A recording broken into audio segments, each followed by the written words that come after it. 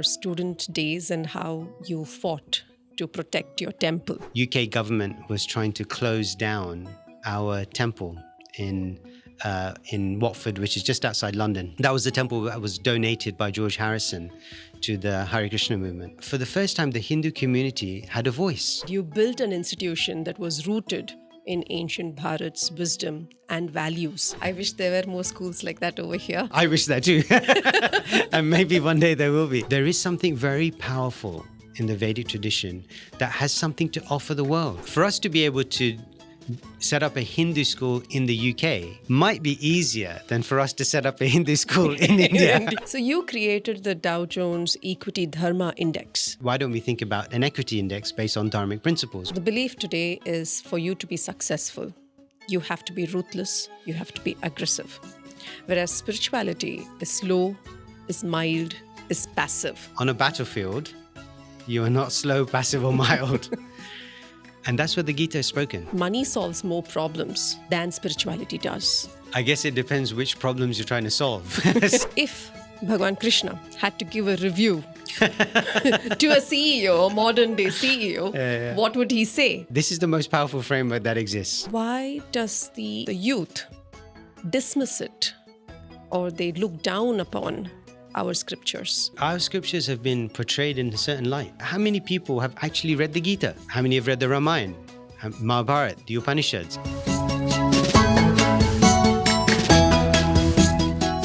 Today we have Shri Nitesh Gor with us, a modern-day philosopher, visionary, and author whose work bridges ancient spiritual insight with today's challenges. Nitesh ji is the founder of the Avanti Schools Trust in the United Kingdom, a pioneering network of schools rooted in Bharat's ancient knowledge system, character formation, spiritual insight, and educational excellence. A model that reimagines what education can be in the 21st century. Awarded OBE, Order of British Empire in 2018 for his services to education, Nitesh ji's journey began with a childhood encounter with India's spiritual landscape, igniting a lifelong exploration into faith, tradition, social progress, and human purpose. Nitesh ji is also a storyteller and author, offering deep reflections on how spiritual wisdom can be applied to modern life. I wish to highlight 3 remarkable books written by Nitesh Gor. The 5-Minute Gita, Timeless Wisdom for Everyday Life, where he takes the teachings of the Bhagavad Gita and extracts them into practical reflections that we can return to daily. Before Religion, remembering ancient India's vision for universal spirituality, where he explores how Bharat's spiritual thought emerged before organized religion, an invitation to rethink what spirituality means beyond boundaries and beliefs.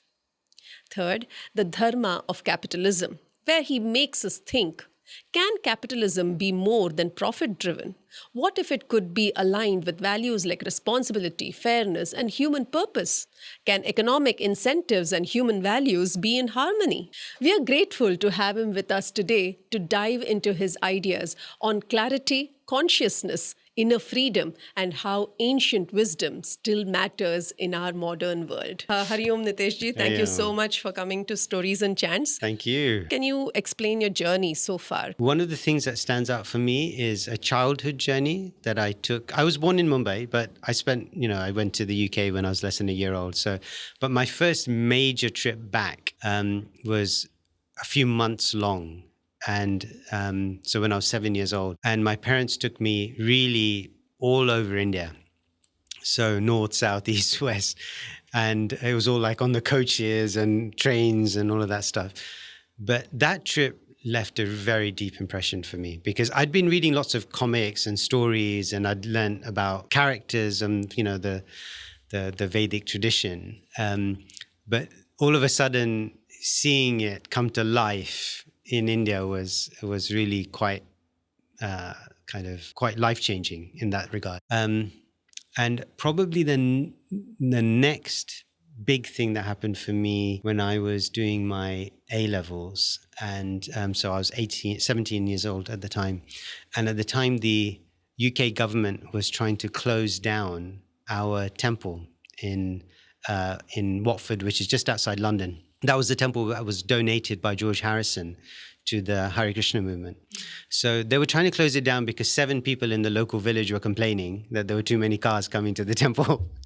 So, and at that time, I started a youth group called Pandav Sena, and that youth group was started to bring the fight against the government to the public, because they were doing things, the temple was doing things in the background, kind of legally and those types. But we felt like the young people wanted to do something more vocal and on the streets. And so that was life-changing for me, because I was in my first year of med school, and I never went to university because I was doing this full time because I just loved it. I was just really engrossed. And so what started off as kind of like a social, political kind of, justice thing turned into a spiritual quest. Once we won the battle against the government, the temple was given permission to remain, and has gone from strength to strength now. And then I suppose 2003, when my first child was born, and I started thinking about education.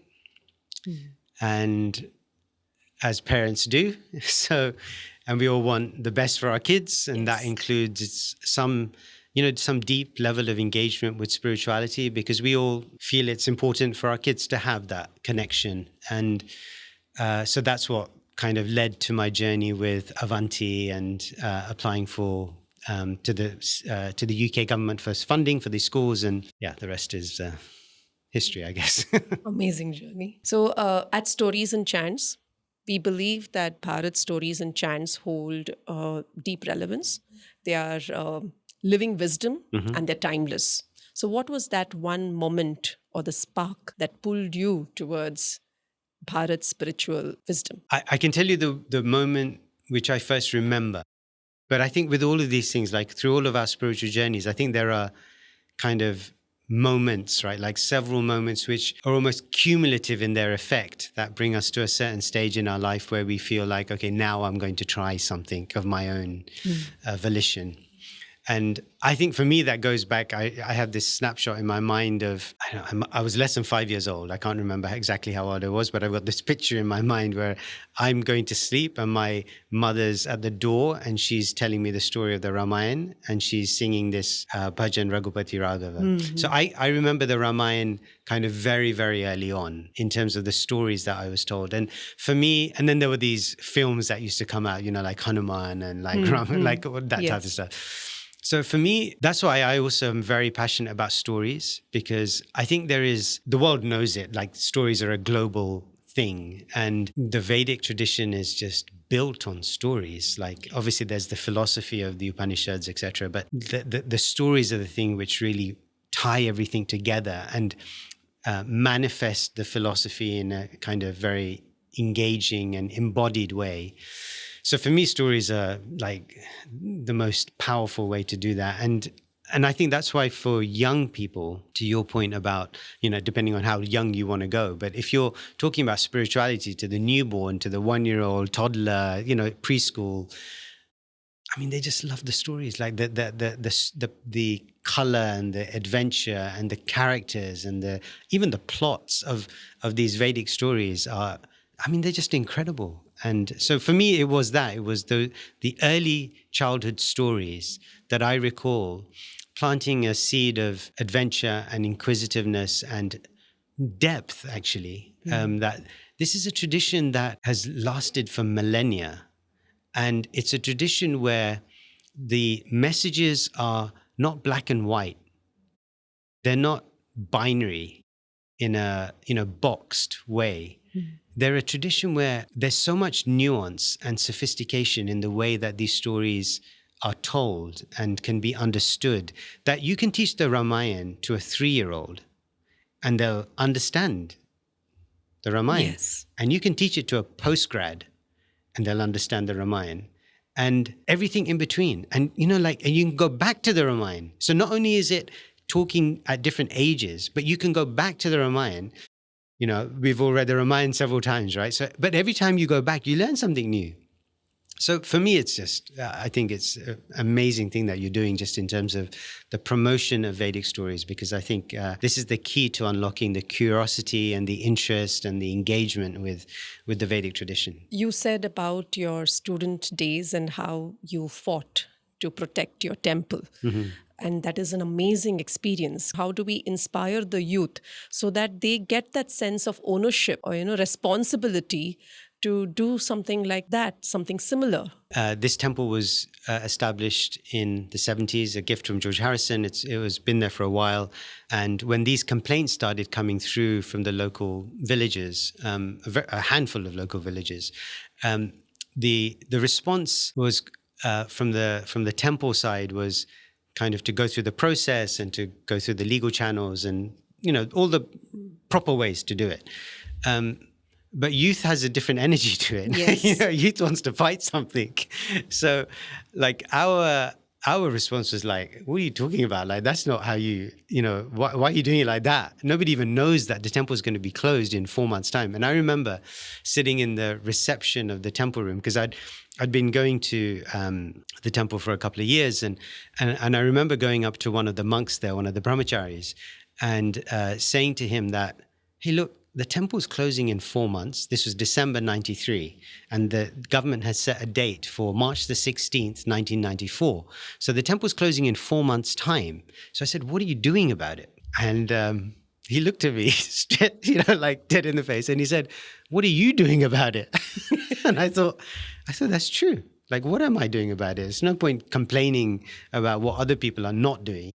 Why don't I do something? And so that for me was a really important moment. And from there, we essentially started to go to all the main high streets. We started to go to shops. We started to go to people on the street. We started to do processions. We started to do protest marches. Our first event actually was in February 94. So a couple of months after we started the youth group. And it was, so the temple backs on to this village, and the village has a very nice village green. And so we made a huge photograph poster of the shrine at the temple, the altar of the temple, and we put it up, and we did a massive arti on the village green. And we called everyone, and hundreds of people came, and coaches came, and our message was basically, if you want to shut the temple down, we're just going to come and worship here on this nice village green.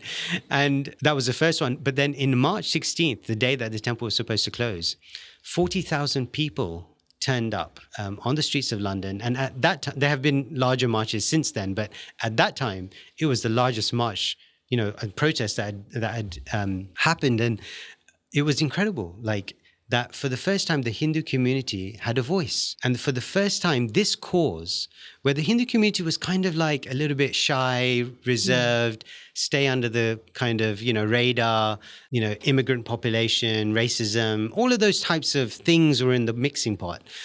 But for the first time, this cause brought the Hindu community together in a way that they had never been brought together before. And that moment when we had a sign, like there was a symbol where we said, at this time, Big Ben, because this was just outside Parliament, Big Ben will strike, forget the time it was, let's say it was 4 o'clock. At that moment, everybody goes from the pavement to the street, and we're going to block all the streets outside Parliament. And that's what happened. All the streets were blocked for a couple of hours in London. London was shut down. And we were having the best time of our lives, because you can imagine as a young person fighting for a dharmic cause, fighting the government, doing these type of protests, I didn't get arrested. My sister got arrested. I was trying to get arrested, but nobody. Anyway, but so it was great. It was fun.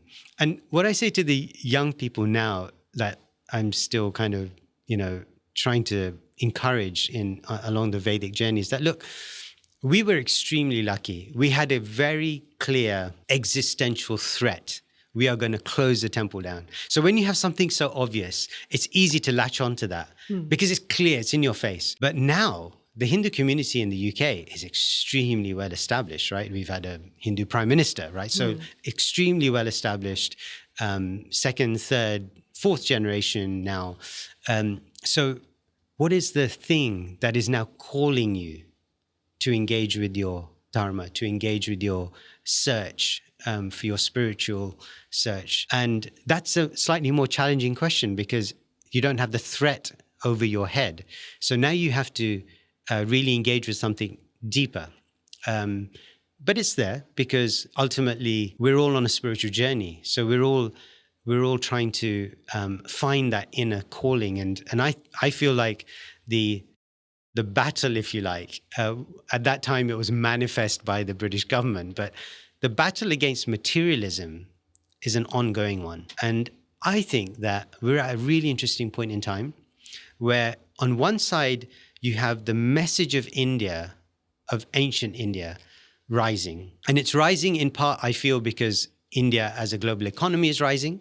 It's rising because India's international diaspora is rising, but it's also rising because the solutions of a limited, reductive, materialistic mindset, which has conquered the Western world for a couple of centuries now, has failed. And we need new answers. And where will we look for those new answers? And I think we will look back in time. I think we will look at Vedic wisdom. When I speak to young people, I see people who are intelligent, skeptical in the right way.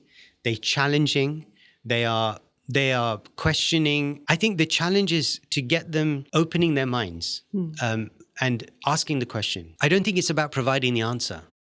And I think that's where the nuance is. Like, I think they can find the answer, but we just need to prompt them to ask the question. Help them to cross the boundaries. Yeah.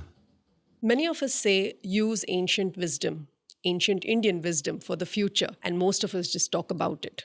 You acted on it, and you built an institution that was rooted in ancient Bharat's wisdom and values. What inspired you to start that, and how the journey was in building those schools? The challenge for me was, how do we bring about and implement an approach to spirituality that is genuine, that is deep and profound, not just superficial as sometimes the term can imply, but at the same time retain a universal, inclusive, non-sectarian perspective on that spirituality. And I think the balance of these two things is not easy to achieve, but it has been achieved. And it has been achieved by the Vedic tradition. The Vedic tradition's perspective and starting point is a non-sectarian, universal approach to spirituality. And so for me, the looking towards the Vedic tradition for inspiration, looking to the Bhagavad Gita, the Upanishads, etc., for that inspiration to how do we define spirituality in a way? How do we package it and practice it in a way that allows us to do these two things in balance, inclusive on one side, and yet really retaining the integrity of the tradition on the other side. The Vedic approach makes that job a lot easier for us because it's not something that we're shoehorning into. It's something that is the very fabric of the way that it's built. Read the Bhagavad Gita, or if you read the Upanishads or the Bhagavad Puran, like these texts, they start and they continue with a dialogue. They start with a question. They start with a conversation. They start with a crisis, like the Gita starts with the existential crisis that Arjuna's coming through. The Upanishads talk about philosophy and experiments in nature. And you realize that, I can obviously approach this as a religious text, and it is a religious text. There's no doubt about that. But that's not the only way I can approach this. I can also approach this as a narrative, if I'm reading the Ramayana and Bharat. I can approach it as a philosophical text, if I'm reading the Upanishads. I can approach it in whichever way I want to approach it. For me, that's very powerful because I think that is unique. Other religious texts have the capacity to respond in that way, but they are responding. I mean, this is like it's actually integrated in the pedagogy of the text itself. It's integrated like that. So for me, the ability to kind of lean on Vedic wisdom, to make it appealing, to make it approachable for a Western and a young audience. A lot of that job was made easy because of the nature of the text itself. And I think sometimes if we just look at the text as it is, as opposed to, too much kind of layering on top of it. I think that shines through, actually. I wish there were more schools like that over here. I wish that too. And maybe one day there will be. But if you see like how Krishna is teaching Arjun, just in the Gita, it's fascinating actually, like how he is responding to Arjun, how Arjun's clarifying and challenging sometimes Krishna, how Krishna is giving examples for explaining the basics of philosophy in chapter 2, where he's not even directly pointing to spirituality straight away, but he's bringing him to that stage of understanding through essentially a philosophical approach. If we approach education in that way, where there's no judgment there, there's an opportunity, as opposed to being didactic or being forceful or being trying to be persuasive even. If we just present things as they are, intelligent people will be able to engage. And by that, I mean children naturally will be able to engage with that. So yeah, I have high hopes for the future because of that, because I do feel that. In the past, England ruled India and colonized it mentally as well as culturally. And now you have started an educational institution in England based on Bharat's ancient principles. And that's truly amazing. If you think about all of the countries around the world that have been colonized, and many of them lost their culture, many of them lost even their religion, and yet India didn't. And I think that points to the depth of India's civilization, its culture, its philosophy, its traditions, which have really been able to have been retained in that way. And so for me, that was in itself an inspiration, that there is something very powerful in the Vedic tradition that has something to offer the world. And it doesn't need to be sectarian. It doesn't need to be, boxed in the way that we've seen religion boxed previously. It's something that India can offer the world. And I felt that the capacity for that to be done through the educational system was really very powerful. And I should say at this point that of the schools in the UK, about a quarter or maybe a fifth are religious schools. They are Church of England schools and Roman Catholic schools for the vast majority. And that's because the state does support religious institutions to run schools. And that's quite an incredible thing. And it's quite unique, actually. There aren't many countries that do that. So for us to be able to set up a Hindu school in the UK might be easier than for us to set up a Hindu school in India.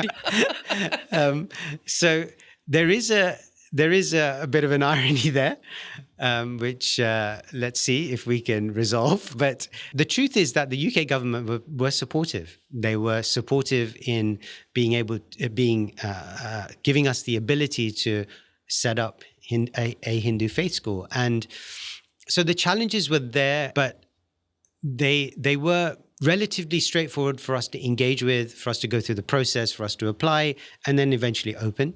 We did hit, I remember that after we opened our fourth school, we did hit a bit of a roadblock with the Department for Education, because there was some doubt about whether we were extremists or whether there was any fundamentalism going on in our schools. And they came and kind of no notice inspections and all of that type of stuff. And obviously they found that there's none of that. I thought, the nature of the way that we want to share spirituality in Hinduism, but specifically when I'm talking about in terms of in Avanti, it's not about changing religion. It's not about forcing a religion. It's not about conversion. It's not about any of those things. It's about a simple aspect of reality. It's a scientific reality. It's a philosophical reality.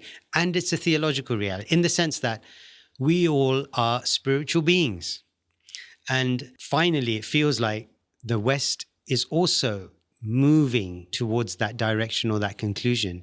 We are all spiritual beings, and how we engage with each other, how we engage with the world, and those dimensions which the Vedic tradition can offer are important for us to offer the world, because as I say, there is a real vacuum in terms of how can you be genuinely spiritual and not necessarily religiously dogmatic or religiously sectarian.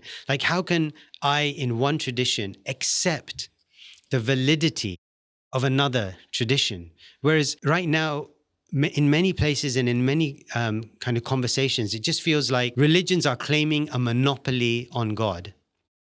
You want to divide up the world into these different monopolies, and it makes no sense whatsoever. And of course, the Vedic tradition never had that approach, because even within the Vedic tradition, there were so many different approaches or ways of approaching the divine. And, you know, when we talk about something like yoga, there are different ways of practicing yoga, you know? So I think that's just inherent. It's inbuilt within the Vedic tradition. And I think that's a point in which we must, it's our duty to kind of, you know, it behooves us to bring that to light in a way that can benefit the world. The word dharma is very deep, and it's often misconstrued, misunderstood as religion or a set of rules. How would you explain dharma in the most simplest of manner? The dharma of sugar is sweetness. When that chemical that you see in front of you, those crystals, when they stop being sweet, will you call it sugar? The chemical composition, you may be able to analyze under a microscope, but the dharma it's no longer sugar. So in that way, you can see like the dharma of fire is light and heat. That's the dharma of fire. That's how fire exists. It's its essential characteristic. So what is the dharma? What is our dharma? Like the idea is that if I'm a spiritual being, what is the dharma of a spiritual being? And, you know, we've heard the term Satchitananda, right? So the nature of the spirit, but its dharma, its constitutional nature, if that's its characteristic, its dharma is to be of service. Like, and so for me, the idea of dharma being related to service is an essential layer that doesn't change regardless of circumstance, because other layers of dharma can change. Whether I'm at home, I'm at work, whether I'm in a male body, female body, where I'm an older person, younger person, those levels of dharma can change. But my dharma of being of service to others and ultimately to God, that dharma doesn't change, because that's the nature of the self. It's putting it very simply and beautifully. Thank you. Good. In today's time, is it possible to live with dharma? And when you are living with dharma, is it as a shield or would it be a competitive advantage? So the definition of dharma is your natural situation, right? So if you're living in an unnatural situation, that's when you're trying to do something different. So dharma is a natural kind of flow state. And whether it's a shield or a competitive advantage, I think those are good terms, actually, because I think I think of the swadharma, if you like, as both of those things. I see them as a shield, because when I think of shield, I think if you're acting with integrity, if you're acting ethically, if you're acting in accordance with your nature, your higher nature, then those things themselves will protect you. Like we say, you know, you protect dharma, dharma will protect you.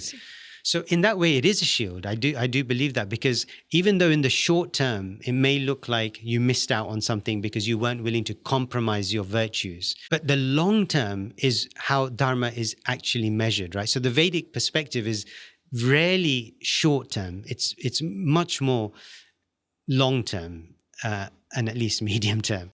I think the competitive advantage is an interesting one. So I wrote this book, The Dharma of Capitalism, with this idea that when I was in investment banking, and this notion that dharma can sometimes be seen, bucketed, like you said, with the religious, you know, silo. And then if I want to just make money in my life, then I should just ignore that and just do whatever it takes to make the money but again, like if you and it's been done, like academic studies have been done in terms of like long-term wealth creation, sustainable wealth creation, and again, long-term. So over time, that it is those companies, those individuals who do hold to their virtues, that over the long run, they benefit and they come out on top. So it depends what your time scale is for measurement. So if you're measuring in days, then yeah, sure, it's easier to go rob a bank. But if you're measuring in decades, then it's not, right? And all the implications that come from both choices. So yeah, I do think it's a competitive advantage. And I just add one kind of addition to this is that Dharma gives us the ability, where the competitive advantage comes in, it gives us the ability to manage a situation and to predict the future. Now, I'm not talking about astrology. I'm just talking about general directions of travel. So I know that when I act in a certain guna or mode, sattva, rajas, tamas, when I act in a certain guna, what the outcome will be. So Krishna explains in the Gita that those things which are in the mode of passion, the rajas, they start off very enticing, and they give you a real like instant kick, like an instant gratification.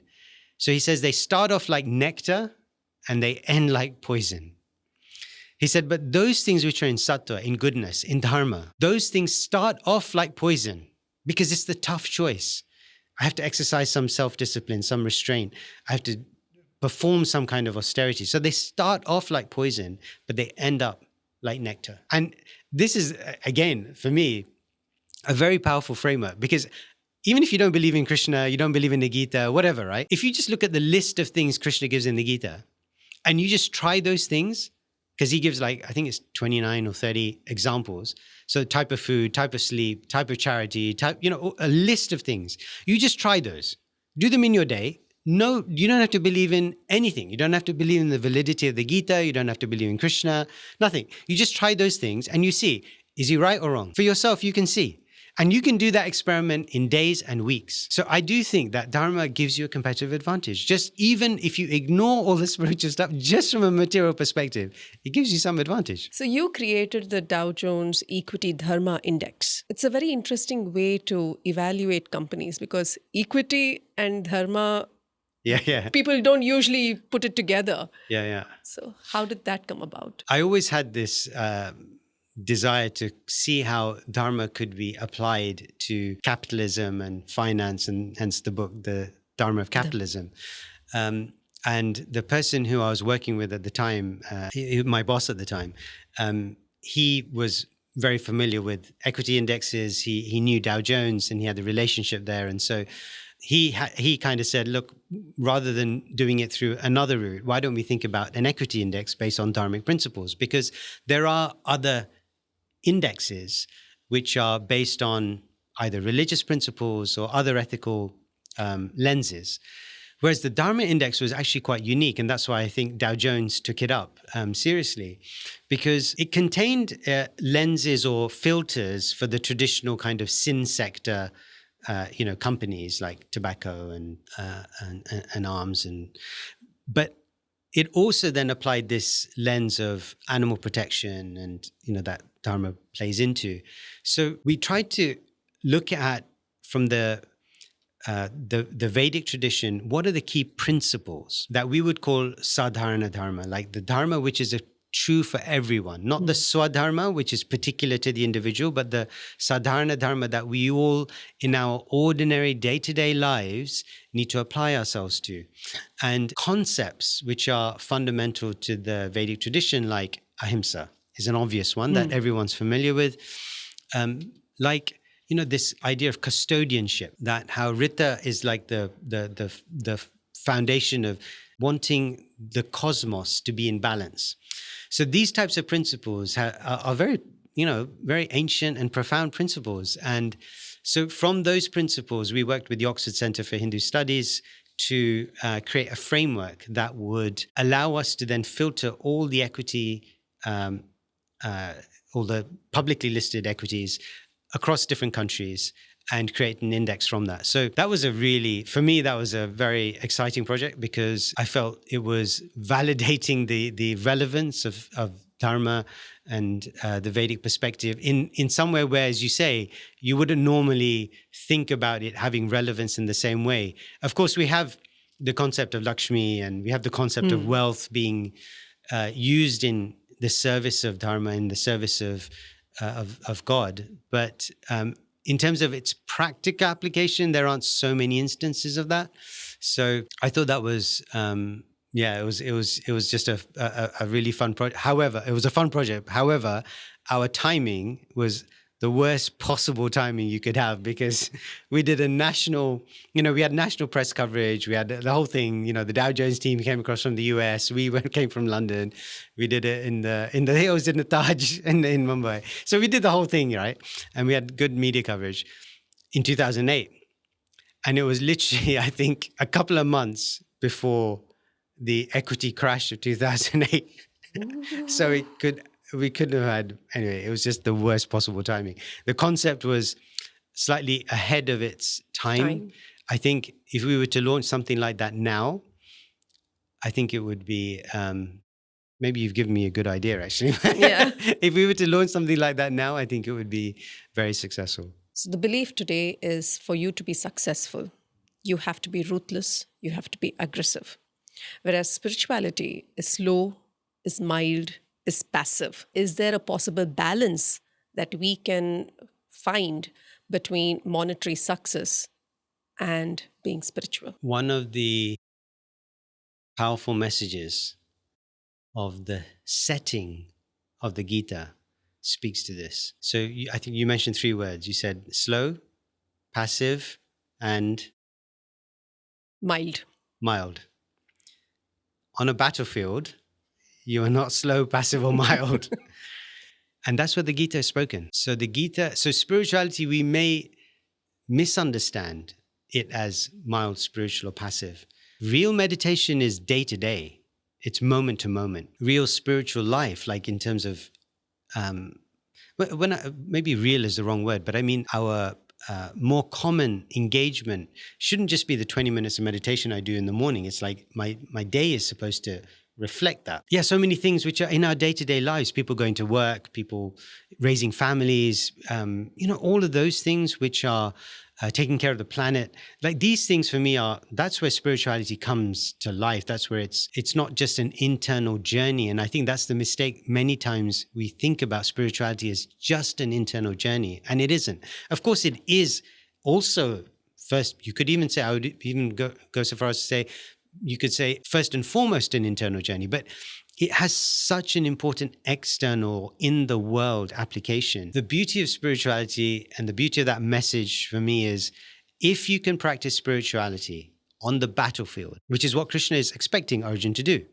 If you can do that, then you can do it anywhere, right? That's what I take from that, because I can't imagine a more intense kind of pressurized environment than a battlefield. You might do your breathing exercises for 20 minutes in the morning, or you might do your yoga, or mantra, or jap, etc. You might do that. Now the question is, you go to work and you have an argument. What happens in that moment? So we know whichever field you're in, there are moments where you are training for the job, right? And then when you're in the job, you don't have time to train. Like when the firefighter's fighting a fire, he doesn't have time to train. He has to apply the training he's learned. So it's the same thing with spirituality, that those moments in the morning or night, whichever times you're doing them, those are your moments of training. That's not the entirety of spirituality. Then you have to go and do the job, right? Yeah. So like the firefighter thinks that he's just sitting in the place doing his training and that's the job. It's like, no. The job is out there fighting a real fire. So for us, you have your moments of spiritual practice, of sadhana, of that internal part. That's training. Then you have to go and do something. So the training is passive and slow, but the application is very dynamic. Just like the firefighter, right? Like even their training has to mirror something of reality. Otherwise, what's the use of the training? So even the training itself, parts of it for sure will be slow. For sure. And passive, if by passive you mean introspective, right? Because passive can have a negative, like I just sit back and watch TV, like that's passive, but that's not what we're talking about, that's not right? what I'm talking about. Yeah. So it can be quiet. It can be still. It can be those things, but it can also be active. Many today feel that money solves more problems than spirituality does. I guess it depends which problems you're trying to solve. So I think for sure money solves problems, right? Like, I mean, no question about that. And I would say that they're not mutually exclusive. Like you can solve a problem with money in a spiritual way. So no problem, there's no issue with that. But there are problems, spiritual problems, that money can't solve, just money. So for me, it's a subset. Money it's a tool. It's like we call it, it's a currency. It's an energetic form to do something. So of course you can do that. If you're under the illusion that it's going to solve all your problems, then you have a different problem, right? So, Yes. So we know that even from Maslow's hierarchy, we know that from the Upanishads in terms of the koshas, the different coverings of the self. If somebody's hungry or if they're, disturbed in some other way, that they're going to be able to focus on their meditative practice. It's just impractical. First you have to feed them, and that takes money. So for sure, you need to fulfill the basic levels of human existence before they can be more exclusive or more focused attention paid on sadhana, as an example. But that doesn't mean that you just stop the problem here and then just ignore this other stuff, because what ends up happening, and you see it a lot around the world, irrespective of culture and religion, you see it a lot where people feel pain and suffering, and it may not be bodily pain, but it may be mental pain, because they haven't fulfilled an essential spiritual part of their being. So just as if I ignore a physical need or an illness or the need for food, I will feel pain on that physical level. In that same way, if we ignore the spiritual dimension of ourselves, we will feel it in a different way. We may not feel it in the way that we think about seeing poor people. We may not feel it in hunger, but we will feel it in a different way. And that way, who's to say, it could be even worse than hunger. And our whole concept of Lakshmi and the use of Lakshmi in the service of Narayan is it's a core part of our theology. But we can't be under the illusion that money. I hear that's Lakshmi is more than money. But if we're talking about just about money, that's not going to fix everything. That's naive. As an Indian knowledge system teacher in India, I have seen the youth having some kind of resistance towards the ancient wisdom. And I'm very sure that you have interacted with thousands of youth in England. And have you seen that kind of resistance in the youth? I had the same resistance myself. Like, an intelligent person will doubt. They will be skeptical about where their knowledge is coming from. How reliable is it? Is there evidence for it? Can it be experienced? All of those types of things. So I think these are wonderful things. I think that I would be worried if there was no resistance.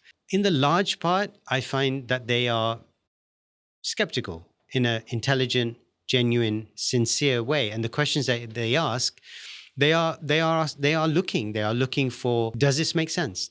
Can this be validated? Can it be verified in a way that satisfies my need for rational explanation? I think that's all good. Materialistic solutions have failed, and they are intelligent enough to realize that and see that. So yes, I think there is interest there. I think the challenge for us now is to be able to respond to those skeptical questions in a way that is not defensive, that is not forceful or coercive, or reliant on because I said so. Our challenge is now, how do we respond to that in a way that is positive and encouraging and enabling and truly responding to their underlying questions? But for us to address those questions in a very equanimous manner, we need to be... For sure. There's no getting around that. So there's no shortcut. If you were to ask somebody a question, you would expect that person to not be a hypocrite. So in the same way, those young people, even the 3-year-old, is expecting the person in front of them not to be a hypocrite. And that's a fair and reasonable expectation. A 12-year-old studying the Gita and the Upanishads today, how would his Monday work day look? Will it be different? So what would the impact of that study be on them when they enter the workspace? Yes. Okay, yeah. Do you want to go to work just to earn your salary? Or do you want your work to be a place of inspiration? Obviously, the latter. Yeah.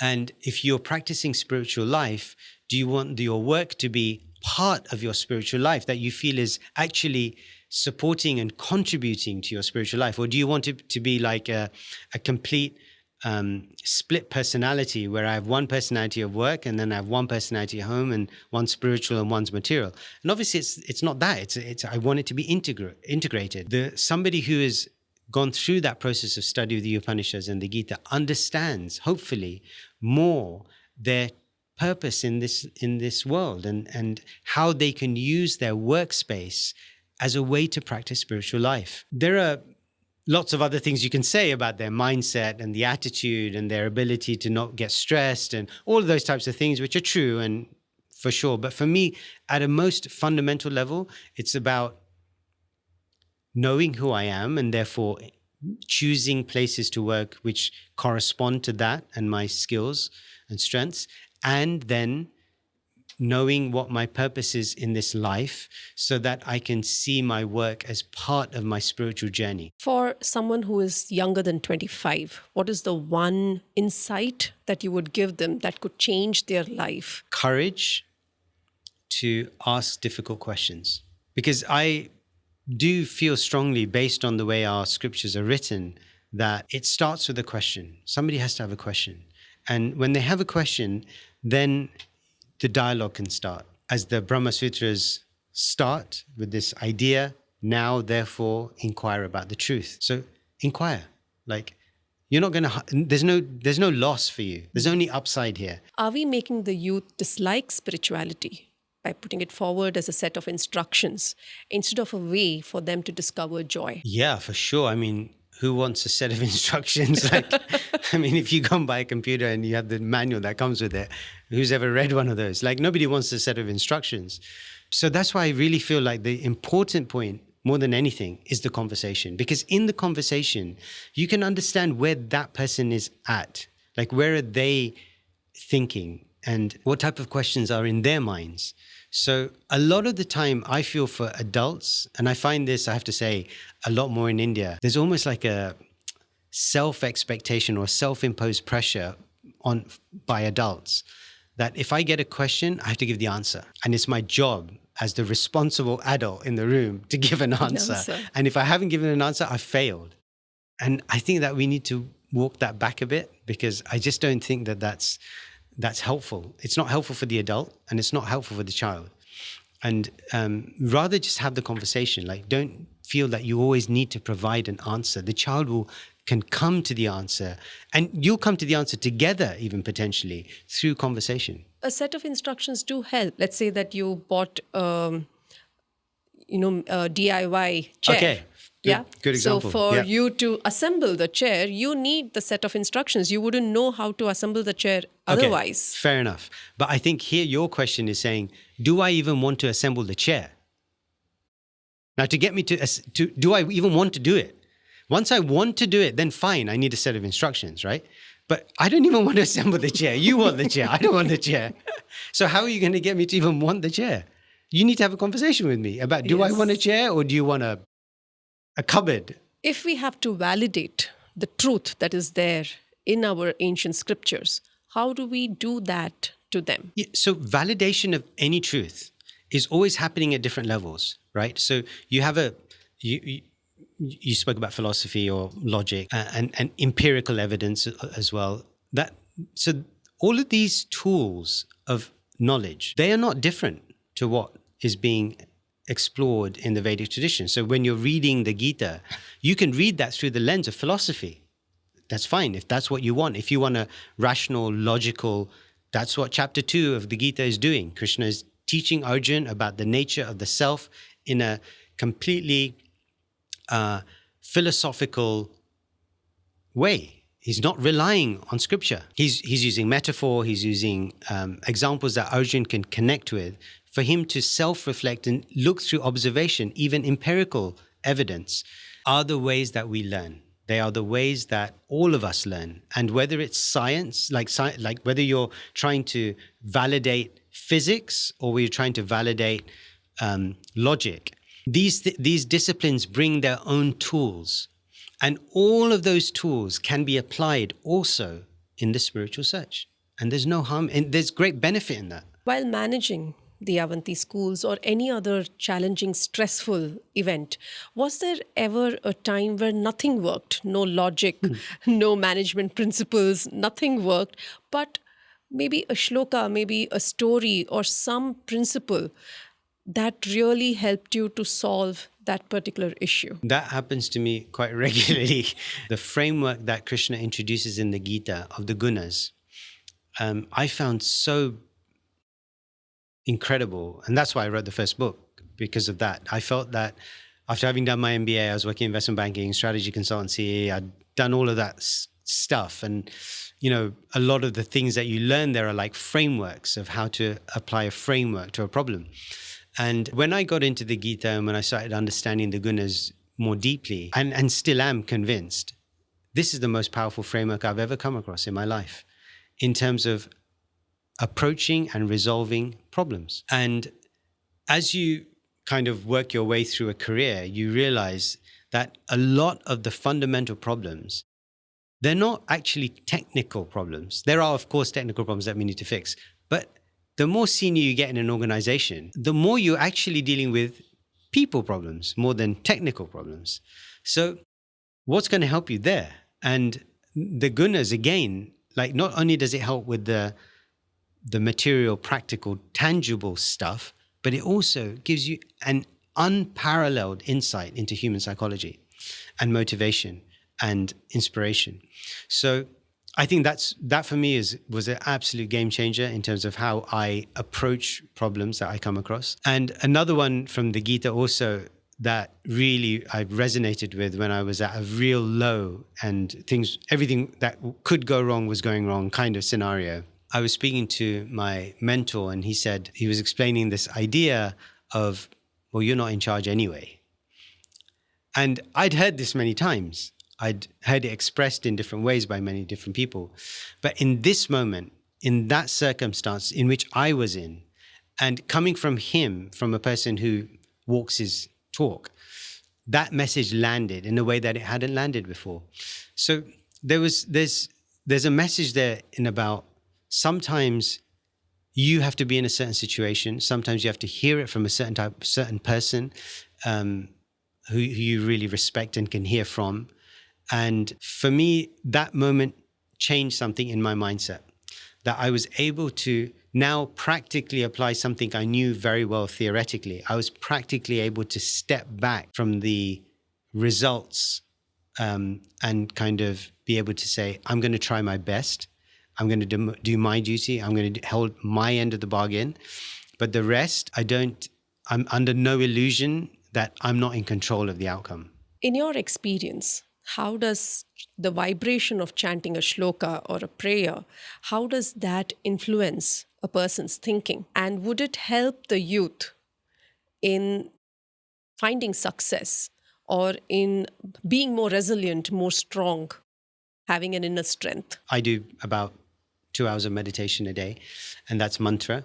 And I rely on it a lot in terms of my day, the kind of setting up the energy of the day and bringing balance to my life, essentially. That sense of resilience, that sense of being able to stand back from being just caught up in the minutiae of things and feeling of being pushed around and not having any free will or agency in a situation. For me, mantra meditation is very empowering. So there's the material side, which is just helping my state of mind. It's helping my state of all of those things. And then there's the spiritual side, which is helping me connect to myself and to the divine and Krishna, as I refer to that personality. So yeah, for me, it's indispensable. We have to also remember, like, this tradition goes back millennia. And this tradition is saying that in this age, in this time, the chanting or the recitation of divine names is the most potent form of practice, of sadhana, of meditation. even if it doesn't become our mainstay, at least we can acknowledge that understanding and see if it can, try it, see if it connects, see if you see some benefit. But like I said, for me, all of these things they're suggestions, they're ideas, they're there for us to engage with. You're not losing anything. There's only upside here. In today's reducing attention span days, the book that you wrote, the 5-Minute Gita, is extremely useful and it's very interesting. If Bhagwan Krishna had to give a review to a CEO, a modern day CEO, what would he say? Yeah. And if he also had to give a review to a 10th grade student, then what would he say? Actually, in the Gita, what Krishna is saying to Arjuna is very similar, actually. And I think he would, because he has done so much in the Gita about the gunas, provide that framework for, okay, where are you at? According to this framework, where are you at? Like, how much of your time is spent in sattva? How much of it is spent in rajas? And how much of it is spent in tamas? And what are the results of these actions, of these states of being? And that then gives a very clear, a great performance review gives you your next steps, right? Like, what do you need to improve on and do next? And what are your targets for next year? I mean, you're just proving my point earlier that this is the most powerful framework that exists. The gunas is the most powerful framework. And I think that Krishna's explanation of it would apply to a CEO in the same way. And to a 10th grader, interestingly, when Krishna's speaking about knowledge, what is knowledge? How do you tell a learned person? He's speaking about qualities that arise from being learned. So maybe that review of a 10th grader would also not just be about, can you regurgitate all the things you've memorized, which is okay. That's a legitimate form of, assessment, but also how are you on these criteria of the virtues and qualities that you're seeking to develop and able to embody. And I think he could do that for both the CEO and the 10th grader. In your book, Before Religion, you spoke about spirituality and religion and how one came before the other. And we also, in modern times, youngsters do go around saying that I'm spiritual, but I'm not religious. But don't they go hand in hand? What is spirituality? What is religion? It's called SBNR in the West, spiritual but not religious movement. There's a big thing about it. And I think it's kind of a pushback on institutionalized religion. I think the challenge is, how do you define spirituality? Religion also has morphed a little bit in terms of its original meaning. So the etymology of the word religion is related to constraint and binding. That's a slightly different context in terms of yoga, which is about connecting. And so therefore religion sometimes can be conflated with this idea of institutional. It can be about rules and dogma and ritual and all of those things which are like the superficial stuff. And then the essence is spiritual. So now the question is, sometimes you can just get caught up in the superficial stuff, forget all about the spiritual stuff, and then it just becomes ritual, right? So the idea of being, when you put the spirit in the ritual, it becomes spiritual, right? So that's only part of religion. Like, religion can incorporate the full gamut of deep spiritual life and practice, but they can become disassociated. But that's our choice in terms of how we engage with religion. And I think for me, spirituality, and the reason why I use the word a lot, is because it does have a different currency, in the sense that I don't need to be part of any institutional religion. I don't need to be part of an institution. I don't need to necessarily subscribe to a particular dogma or doctrine. So for me, spirituality, I kind of like to define in 4 areas. One is about identity. Who am I? So the journey of identifying my essential self, that's a spiritual journey. So just the process of identification is spiritual. Another is just building some resilience to materialistic thought, just giving us a gap between the constant stimulus and response. Just stepping back from that is a spiritual thing. I think the process of practices that raise our state of consciousness is a spiritual practice. And that, again, will be different for different people. For some people, meditating, for some people, walking in nature, for other people, conversations. But it's raising my state of consciousness. And then the fourth one is being part of a greater purpose. Like, it's not just about me. Like, it's about contributing to the world. So having a purpose greater than myself. So for me, in these four areas, these things point us towards a spiritual worldview. And for some people, that will become a religious practice, a religious sadhana, even religious membership of an institution. I have no problem with that. And for some people, it won't. But they will need to find ways in which they can engage in a genuine spirit. And the danger is that when you don't have something which has been around for thousands of years, which has been passed down, stood the test of time, has people who have really gone deep into it and able to provide guidance and examples of great personalities who have attained great levels of consciousness. When you don't have that and you're doing it all by yourself, that's just harder. Yes. Right? Because you could kind of go on so many different tangents. So basically you would say religion is like a set of instructions that can take you up to spirituality. Yeah, I mean, exactly. I would say that religion is like, it's the framework, and spirituality is its essence. In your book, you mentioned about the saint Bhaktivinoda Thakur and how he saw the same God in temples and mosques and churches. We all saw the same God in all of them. And that's why we were so tolerant, and that's why we were so inclusive of all the different religions and all the different practices that came to us. And we gave them refuge. But now that tolerance and that inclusivity is coming back to bite us. So where did we lose ground? I think the short-term response or reaction to that scenario is to say, let's get rid of the tolerance because it's done us harm. I also feel that it's the tolerance that has kept us alive through all those difficult times.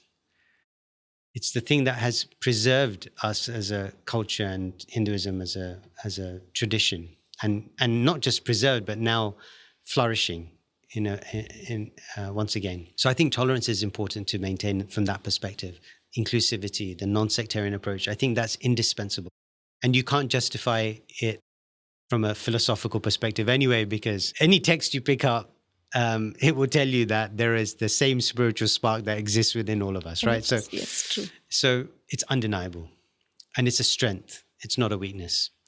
I think the second thing I would say is that if we really look at the points in our history where our civilization, our culture, our religion, these things have come under attack and have subsumed us for a moment of time, I think we will see that it was not due necessarily to tolerance. I think it was due to naivety, in some instances, problems within our own community that led to infighting and a lack of unity. I think it's due to so many different factors that it's hard to, kind of pin it down in any one thing. This tradition has been around for thousands of years. It's the oldest language. They are the oldest philosophical texts known to mankind. There is something that is telling us that this cannot be washed away. No matter how hard others may have tried to wash it away, many of those same people are now looking to that thing that they tried to wash away as the answer to the problems that they cannot otherwise resolve. You talk about plurality. Our country is pluralistic. Intrinsically, it is pluralistic. Our spirituality uses plurality to explain singularity. Yeah. So then why does the youth dismiss it, or they look down upon our scriptures? I feel that our scriptures have been portrayed in a certain light, and they've been portrayed in a certain light by people who had devious intentions to conquer a culture.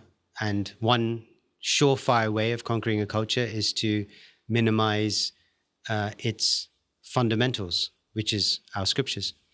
So that was, that happened. But I also think that they minimize it because our scriptures have been misunderstood and misrepresented and mistaught by people within our own tradition.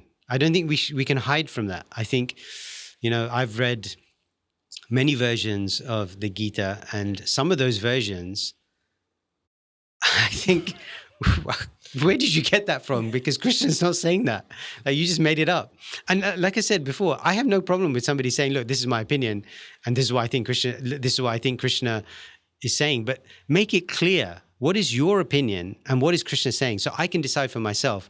Am I believing you and your opinion, or am I believing Krishna's original words in the Sanskrit? So I think we have to have integrity and fidelity to our own tradition, that when we say something, we are able to distinguish for the person we are speaking to, what is it that is in the scripture, in our tradition, and what is it that's my opinion.